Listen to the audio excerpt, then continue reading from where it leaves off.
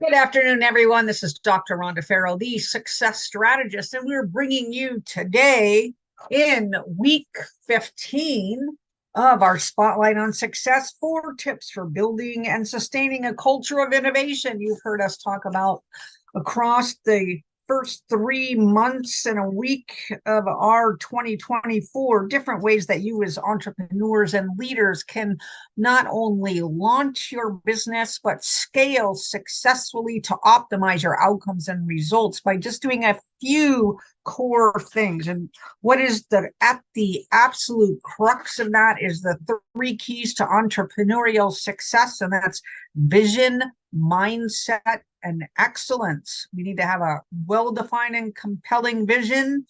We need to have a growth-oriented mindset that encourages adaptability, resilience, and a willingness to face challenges and undertake continuous learning.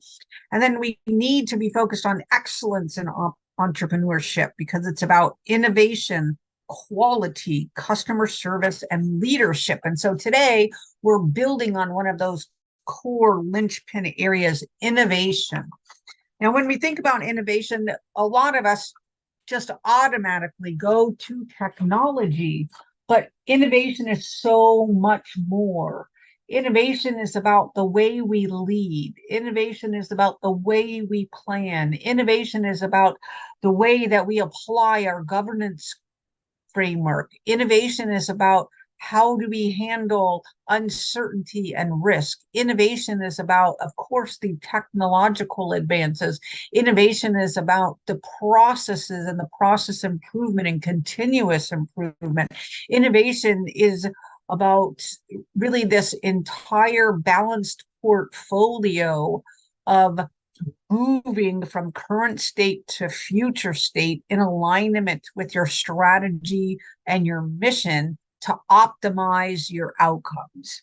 And so we'll look at the different facets today of what does it take when we say building and sustaining a culture of innovation, because that's truly what it is needed to keep innovation alive. We don't want innovation to die within our teams, within our organization, or within how we're approaching the products and services and intellectual capital that we're putting out there in the ecosystem. We want innovation to live and thrive in our organization. So that and what is most key is you as a business leader, you as an entrepreneur, you as a team lead, you as a middle manager, you as a partner, a customer, a client, right? It's so important that you advocate for innovative thinking, right? It's not that we have to put in place this very heavy innovation framework that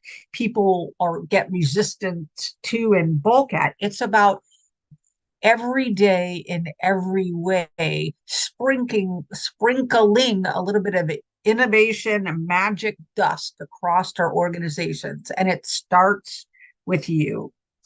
So first and foremost, we have to understand as a leader, as an entrepreneur, what does innovation mean to me? How am I going to take on that charge? How am I going to walk that talk? How am I going to live that? How am I going to express that to the people most important internally and externally to my organization? What kind of strategic comms do I need? Do I need a tagline? Do I need some type of program? Do I need an innovation lab? Do I just need to start doing it? Right. So it's really up to you how mature innovation is in your organization already, how mature innovation program or innovation management elements are in your strategic framework, in your business planning, in your operational and tactical rollouts. And then if there's a gap between what you're currently experiencing today and what you want to be experiencing in the future, what you want to be not only experience, but advocating and championing force, because you know that it will optimize your outcomes and your results across all 3 rungs or legs in our people, process, technology triad. So innovation is a cross-cutting enabler because it helps us think differently. It helps us get outside of our box. It helps us learn how to respect the value that continuous improvement and leapfrog inventions and new business models will bring, not only to our organization, but to the customers and clients that we serve. So first and foremost, your mindset with regard to innovation, the level of drive that you have with regard to promulgating it, and then the level of robustness, at least to put a couple goalposts down towards your journey or evolution to harnessing greater amounts of innovation. The next is you have the desire, you have the intent. Now we have to put in place a framework to help you operationalize that, to actualize on that. And that's really where the power of examining innovation through the lens of strategy and mission occurs. So we want you, as you're thinking about your 1 year, 3 year, 5 year strategy, and as you're putting in place your 1 year operational plan, that to go from ideation to execution, we need to define what that looks like. We need to plan and put a pin in certain time intervals and certain initiatives, right? So A is, hey, we may want to define what the different forms of ideation could take. What does that look like if we do light? What does that look like if we do heavy? What if that look like if we do medium? And then to what do we want to apply that? Are we applying that to the organization writ large for internal initiatives, or are we primarily focused on the products and services and thought leadership or intellectual capital that we're serving up externally? You decide where you want to prioritize. Sometimes it's easier to pilot it internally before you move externally, but sometimes board and or other investors will seek to see that external focus or locust in order to drive monetary financing to undertake some of this. So you have to walk this balancing act between the two.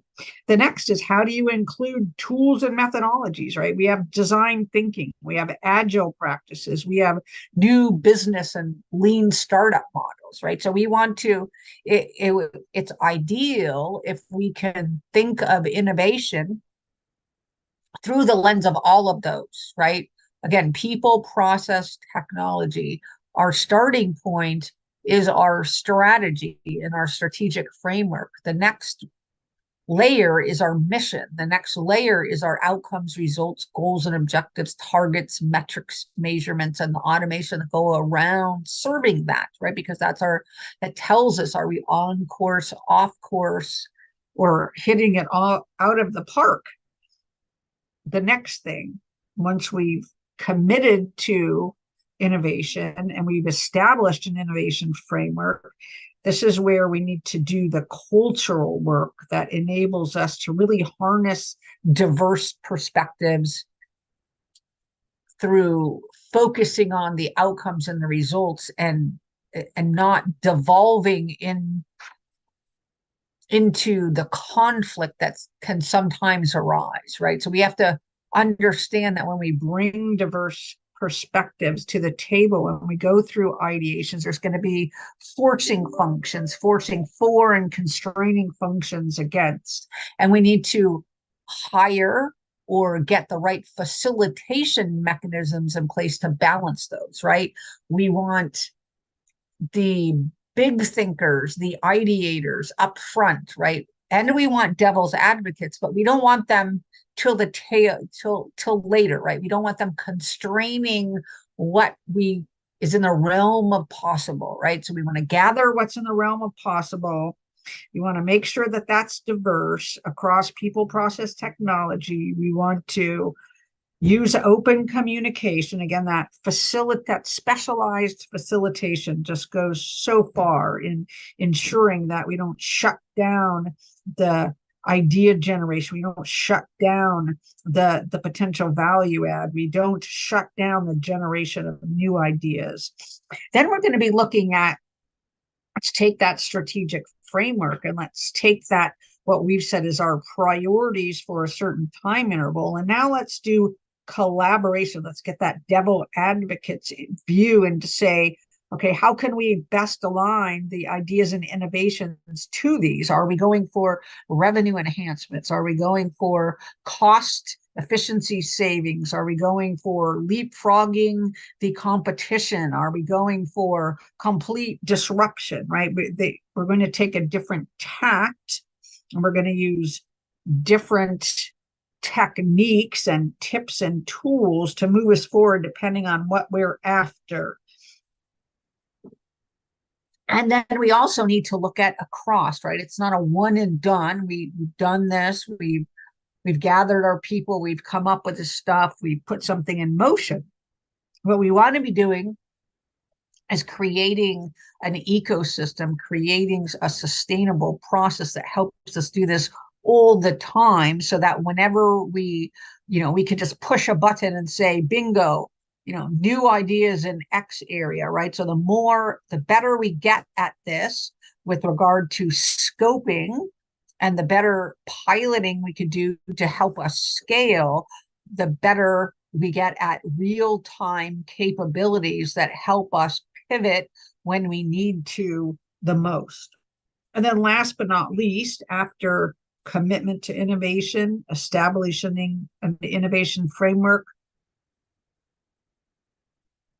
fostering an open and inclusive culture is about rewarding and recognizing innovation.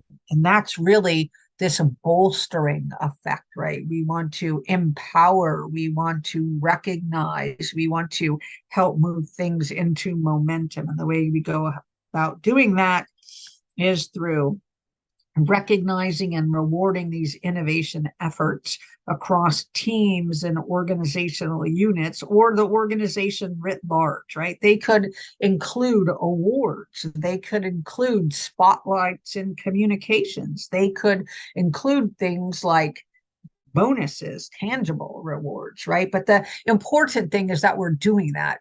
When we're creating this innovation framework, that portion of it is included, because that's a momentum gainer. That is a reinforcement mechanism that drives awareness and further engagement, that provides incentives to keep going.